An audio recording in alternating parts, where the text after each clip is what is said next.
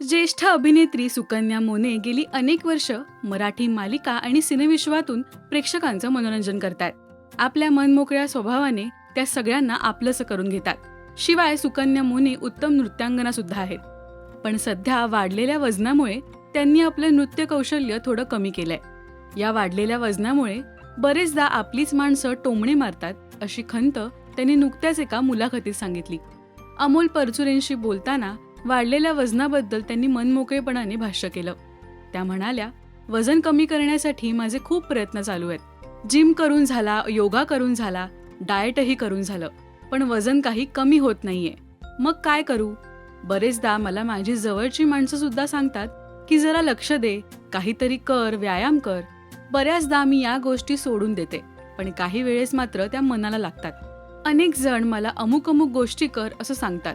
मी ती करते सुद्धा, पण मला ते सोशल मीडियावर टाकायला आवडत नाही. मी आता योगा करते, व्यायाम करते किंवा धावायला जाते, या गोष्टी मला शेअर करायला आवडत नाहीत.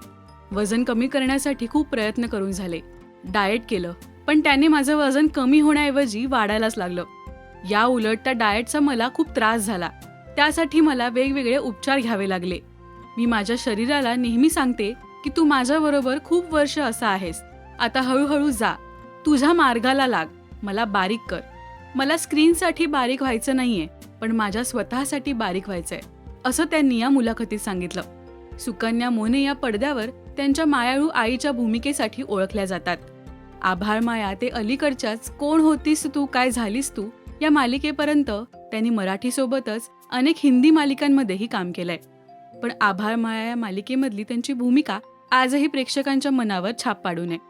तर बाई पण भारी देवा या सिनेमातल्या त्यांच्या भूमिकेलाही खूप पसंती मिळाली. सुकन्या मोने यांची इतरांना आपलंसं करून घेण्याची वृत्ती अनेकांना हवीहवीशी वाटते. तर हातचं न राखता या मुलाखतीमध्ये त्यांनी मनमोकळेपणाने गप्पा मारल्या. तुमचं यावर काय मत आहे हे आम्हाला कमेंट्समधून नक्की सांगा. मराठी सिनेविश्वातील बातम्या, अपडेट्स आणि गॉसिपसाठी सबस्क्राईब करा राजश्री मराठी.